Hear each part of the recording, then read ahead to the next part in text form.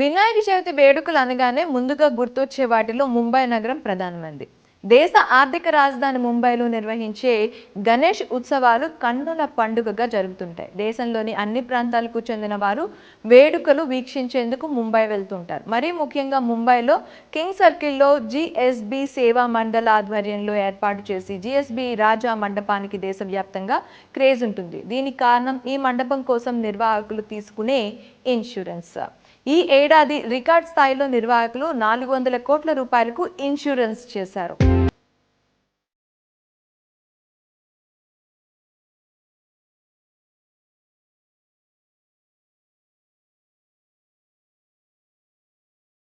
దేశవ్యాప్తంగా హిందువులు జరుపుకున్న పండుగల్లో వినాయక చవితి కూడా ఒకటి. ఈ పండుగను అందరూ ఎంతో విశిష్టంగా జరుపుకుంటారు.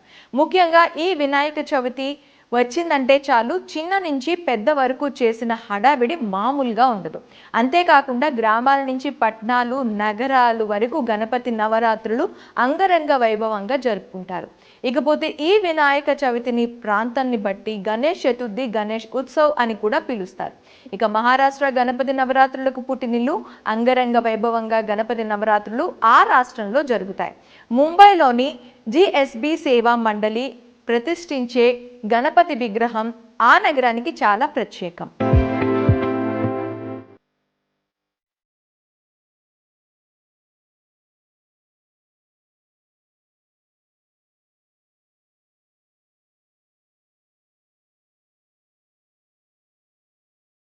ముంబైలోని జిఎస్బి సేవా మండల్ ఏర్పాటు చేసే అత్యంత సంపన్న గణపతి విగ్రహం ప్రత్యేక ఆకర్షణ. ఈ మహాగణపతికి 69 కిలోల బంగారు నగలను అలంకరింప చేస్తారు. దాంతో పాటుగా ప్రతి ఏటా జిఎస్బి మండల్ చేయించే బీమా వార్తల్లో నిలుస్తుంది. గత ఏడాది 360 కోట్ల రూపాయలతో ఇన్సూరెన్స్ చేయించగా ఈ ఏడాది ఏకంగా 400 కోట్లకు ఇన్సూరెన్స్ చేశారు. గణేశుడి దర్శనం కోసం వచ్చే భక్తులు, వాలంటీర్లు, వంటవారు, సేవా సిబ్బంది, పార్కింగ్, సెక్యూరిటీ సిబ్బంది, స్టాల్ కార్మికులకు బీమా వర్తిస్తుంది. ఇదిలా ఉంటే జిఎస్బి సేవా మండల్ ఈ ఏడాది 70వ వార్షికోత్సవాన్ని జరుపుకుంటుంది.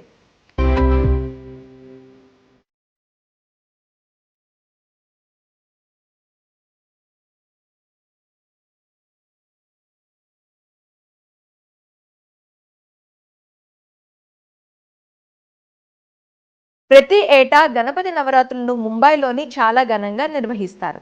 ఇక అక్కడి ప్రతి గణపతి విగ్రహం ఎంతో అద్భుతంగా ఉంటుంది.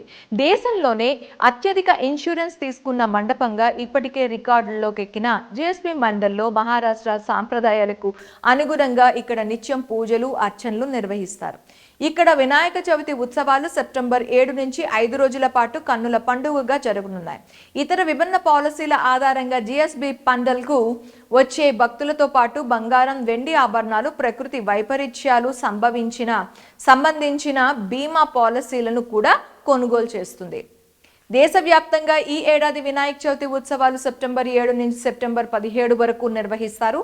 సెప్టెంబర్ 17న ఆ మహాగణపతికి ఘనంగా నిమజ్జనం జరగనుంది.